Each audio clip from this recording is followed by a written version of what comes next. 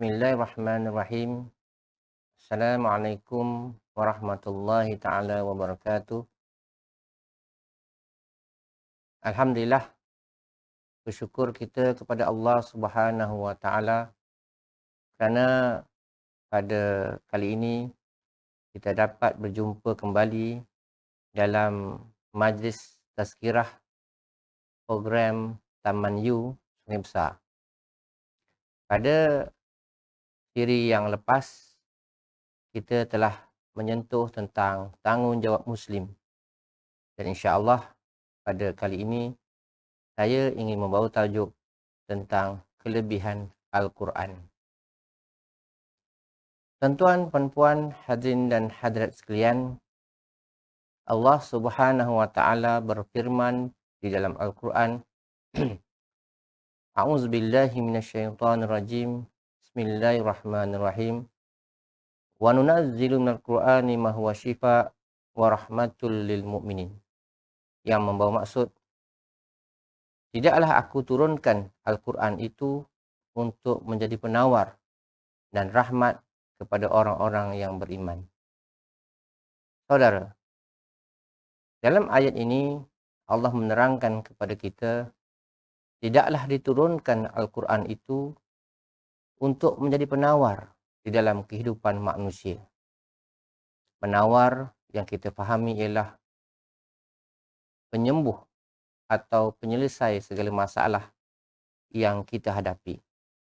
Baik masalah dalam rumah tangga, masalah dalam bidang pekerjaan, masalah dalam bidang kemasyarakatan, atau masalah dalam bidang kenegaraan. Apa sahaja masalah yang kita hadapi, dah pastilah Al-Quran adalah penawarnya dan petunjuk jalan penyelesaiannya. Saudara dan saudari yang dirahmati Allah, oleh kerana itu Islam menyuruh kita untuk menjadikan Al-Quran sebagai panduan, sebagaimana sabda Nabi Muhammad sallallahu alaihi wasallam yang berbunyi, Taraktu fikum amraini. Tidaklah aku tinggalkan kepada kamu dua perkara, yang mana kamu tidak akan sesat selama-lamanya, bagaimana kamu berpegang akan Al-Quran dan juga As-Sunnah Nabi Muhammad sallallahu alaihi wasallam. Saudara, Al-Quran bukan sekadar dibaca, tetapi hendaklah difahami maknanya dan juga dihayati akan isi kandungannya. Apabila kita rindu kepada Allah Subhanahu wa taala, ulama mengatakan bahawa bacalah Al-Quran. Kerana Al-Quran itu adalah kalamullah ataupun kata-kata Allah. Nabi Musa AS adalah Nabi yang diberi mujizat oleh Allah Subhanahu wa taala dengan boleh berkata-kata dan bercakap-cakap dengan Allah Subhanahu wa taala di Bukit Tur Sina. Sedangkan umat Nabi Muhammad sallallahu alaihi wasallam diberi kelebihan seperti mana Nabi Musa alaihissalam. Kita boleh bercakap dan bersembang dengan Allah Subhanahu wa taala pada bila-bila masa sahaja, sekiranya kita rindu dengan Allah Subhanahu wa taala. Oleh kerana itu bacalah Quran.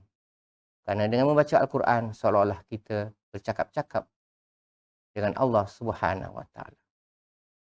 Saudara, Nabi Muhammad sallallahu alaihi wasallam bersabda, "Nawwiru manazilakum bis-salati wa qiraatil Quran."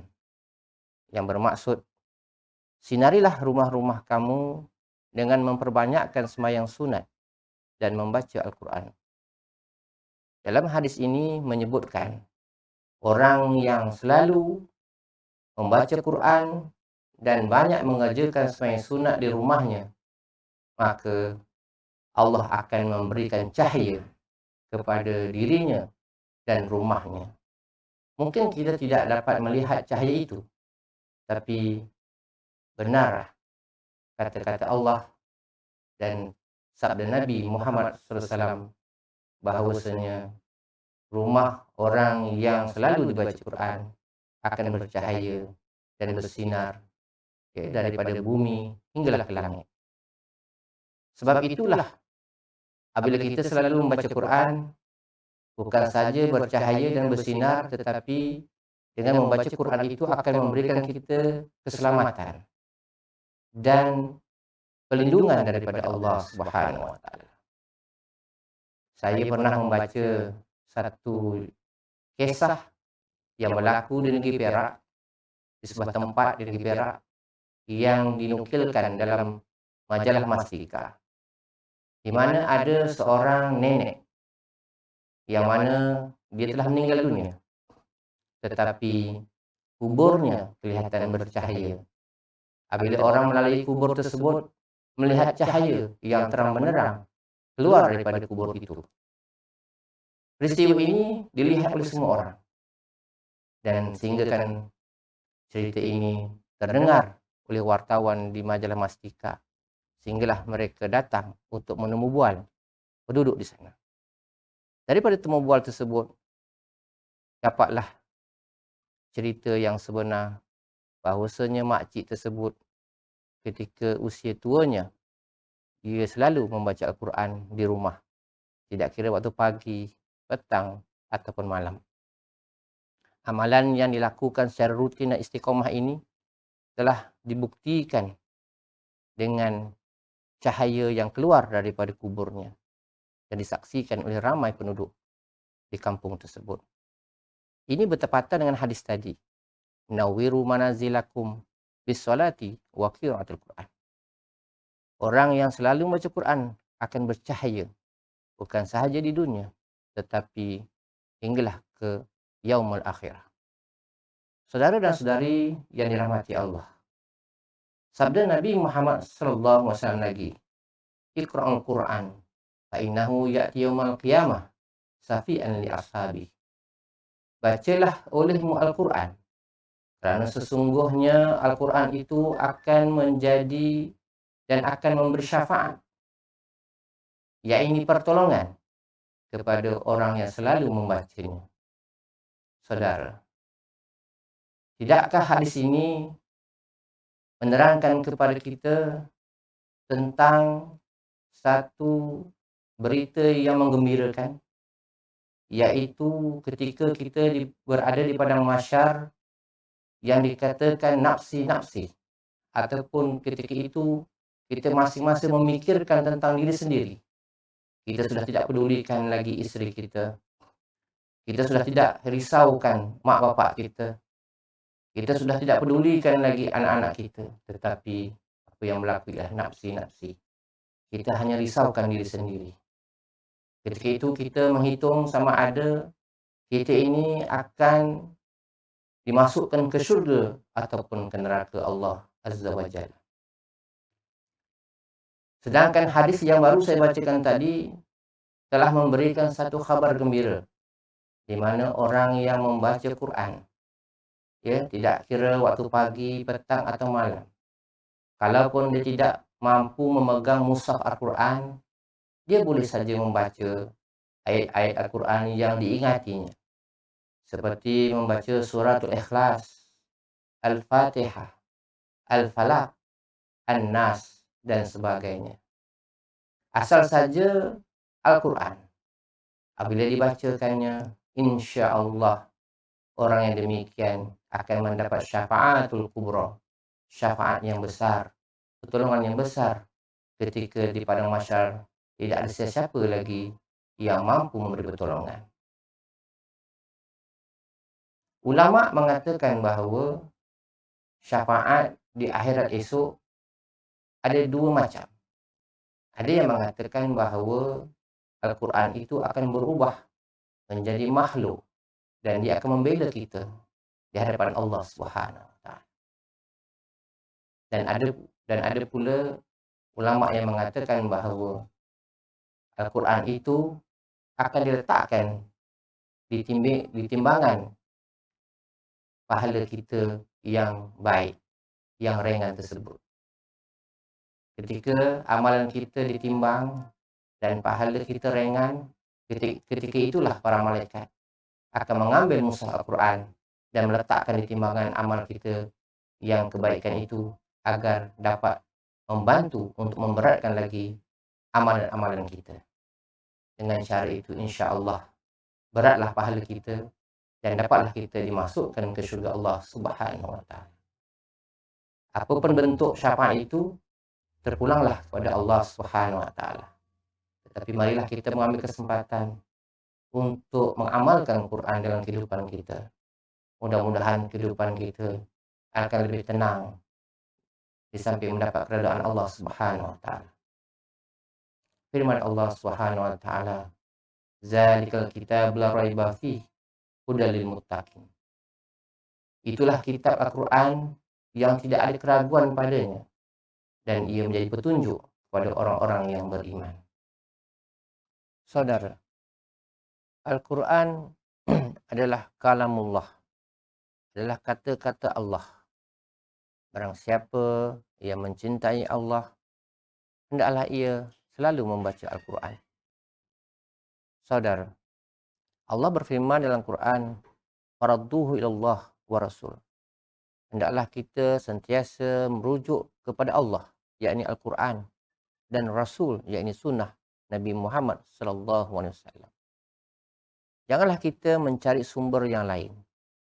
Kerana sebagai seorang Islam, keimanan kita dalam rukun iman ialah percaya dan yakin kepada Al-Quran dan kitab-kitab yang diturunkan. Rukun iman menyebutkan bahawa percayalah kepada Allah, percayalah kepada Rasulullah, Rasul-Rasul dan Nabi-Nabi, dan percayalah pada kitab-kitab.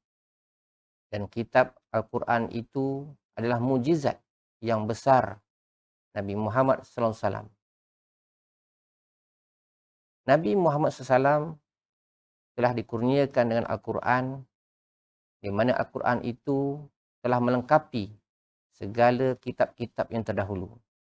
Barang siapa membaca Al-Quran, seolah-olah dia juga membaca kitab Zabur, dia juga membaca kitab Taurat, dia juga membaca kitab Injil. Itulah kelebihan Al-Quran. Kerana dengan membaca Al-Quran, kita dapat pahala membaca keempat-empat kitab. Bukan saja Al-Quran, tetapi kitab-kitab samawi yang lain. Tuan-tuan, perempuan, hadirin dan hadirat sekalian, kalau kita tidak mampu membaca keseluruhan Al-Quran, yang penting kita baca Al-Quran itu walaupun sedikit, mengikut kemampuan masing-masing. Sebaik-baiknya membaca Al-Quran itu setiap kali lepas solat. Kita bolehlah mendidik diri kita dan juga mendidik anak isteri kita di rumah agar selalu membaca Quran selepas setiap kali solat, walaupun hanya satu ayat. Sebagai contoh, ya, selepas waktu zuhur kita membaca Alif Lam Mim Zalikal Kitabu La Raiba Fihi Hudal lil Muttaqin. Kemudian selepas asar kita baca lagi 1-2 ayat. Selepas maghrib kita baca lagi 1-2 ayat. Sudah memadai. Allah SWT dan Rasulnya menyukai orang-orang yang melakukan sesuatu amalan walaupun sedikit, tetapi dilakukan secara istiqamah. Apabila dilakukan secara istiqamah, itulah yang paling disayangi dan disukai oleh Allah Subhanahu wa taala. Tuan-tuan dan puan-puan, hadirin dan hadirat sekalian, kelebihan orang yang menghafal Al-Quran dan orang-orang yang membaca Al-Quran adalah banyak. Antaranya ialah dapat memberi syafaat kepada 10 orang. Ya, dapat memberi syafaat kepada 10 orang ahli keluarganya. Bukan saja dapat memberi syafaat kepada dirinya sendiri, tetapi dapat juga memberi syafaat kepada 10 orang yang lain. Mungkin isterinya, mungkin anak-anaknya, jika ada lebihan lagi, mungkin ibu bapanya atau adik-beradiknya.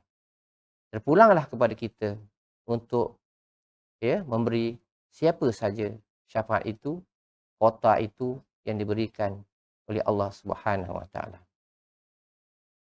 Tuan-tuan, puan-puan, hadirin dan hadirat sekalian,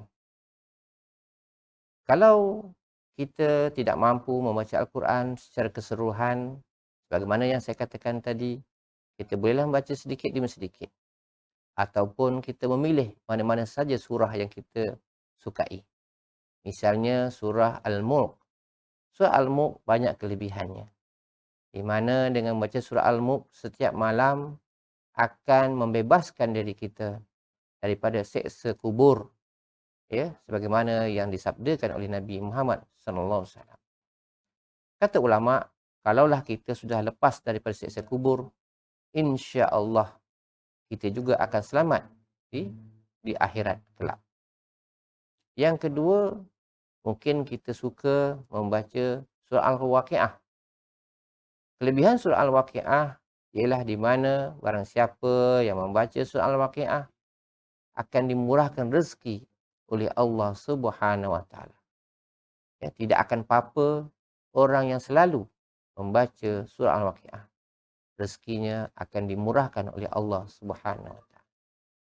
Selain pada surah Al-Waqiah, kita juga mungkin boleh membaca surah Al-Kahfi. Kerana Nabi Muhammad mengatakan bahawa barang siapa yang selalu membaca surah Al-Kahfi, khususnya pada malam Jumaat atau hari Jumaat, maka Allah akan memberikan cahaya daripada satu Jumaat pada Jumaat yang lain. Maksud cahaya di sini ialah keselamatan, kebahagiaan dan kerahmatan daripada Allah Subhanahu Wa Taala. Banyak kelebihan-kelebihan surah-surah dan ayat-ayat yang lain. Seperti mana Ayatul Kursi. Barang siapa yang selalu membaca Ayatul Kursi, baik ketika hendak keluar rumah, ketika naik kenderaan, ataupun ketika hendak tidur, sudah tentulah Allah akan mengirimkan 2 malaikat untuk menjaganya sepanjang hari. Bahkan dikatakan juga, barang siapa yang selalu membaca Ayatul Kursi setiap kali selepas solat, maka tidak ada halangan baginya untuk memasuki syurga. Yang menjadi halangan hanyalah kematian. Maksudnya, kelebihan membaca Ayatul Kursi selepas solat itu sangatlah hebat. Sehingga kan Allah menjanjikan syurga kepada pengamal-pengamalnya. Selain daripada itu, banyak lagi surah-surah dan ayat-ayat yang lain yang boleh kita baca. Seperti surah Ikhlas, yakni Qul Huwallahu Ahad, Allahus Samad, lam yalid wa lam yulad wa lam yakul lahu kufuwan ahad. Surah Ikhlas ini walaupun pendek tetapi banyak kelebihannya. Di mana dengan 3 kali kita membaca surah ini, pahalanya seumpama seperti kita membaca satu Al-Quran.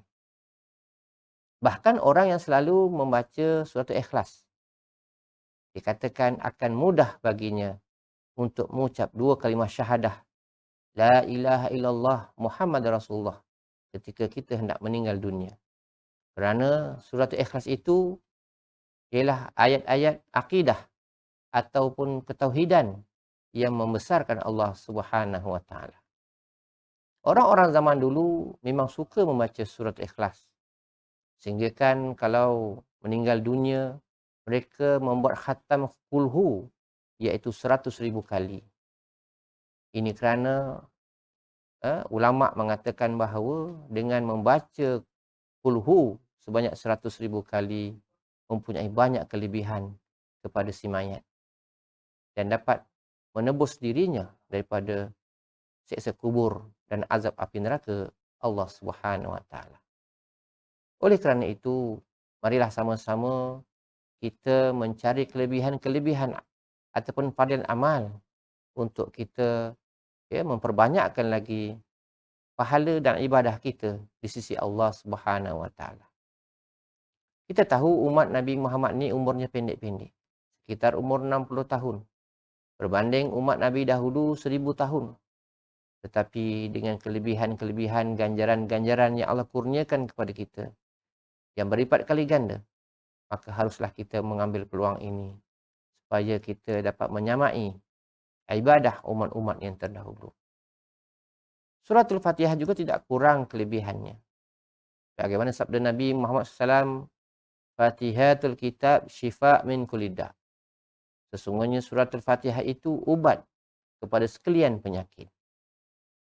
Maka para hukama telah mengajar kita, sekiranya kita menghadapi pelbagai masalah, Kita mempunyai berbagai penyakit. Kita menghadapi penyakit coronavirus ataupun taun, penyakit lemah paru-paru dan sebagainya, ataupun orang putih kata penyakit bronkitis, maka bolehlah kita membacakan Fatihah sebanyak 41 kali di sebuah bejana yang besar, ya, di mana di dalam bejana itu dituangkan air. Lepas kita membaca Fatihah 41 kali, bolehlah kita minum air tersebut dan buat mandi.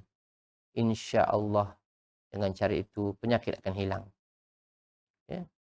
Peristiwa ini pernah dilakukan oleh Rasulullah SAW ketika taun menyerang negeri Syam, di mana Rasulullah telah mengajar para sahabatnya untuk merawat penyakit taun tersebut dengan membaca Fatihah 41 kali. Selain daripada itu, kaedah membaca Fatihah dengan 7 kali berhenti juga sangat mujarab untuk merawat penyakit. Di mana dengan baca Bismillahirrahmanirrahim, kemudian kita baca Al-Fatihah, Alhamdulillahirrabbilalamin. Kita tiup. Ar-Rahmanir-Rahim. Kita tiup. Maliki Yaumiddin. Kita tiup lagi. Sehinggalah 7 kali berhenti. Juga mempunyai kelebihan-kelebihan dan kemujaraban dalam mengubati sesuatu penyakit. Ulama juga mengajar kita untuk merawat bisa patukan ular ataupun kalajengking dengan mengambil segelas air dan menaruhkan sebiji ataupun sebutir garam jantan dengan membacakan Fatihah dengan 7 kali berhenti yang baru saya tunjukkan sebentar tadi.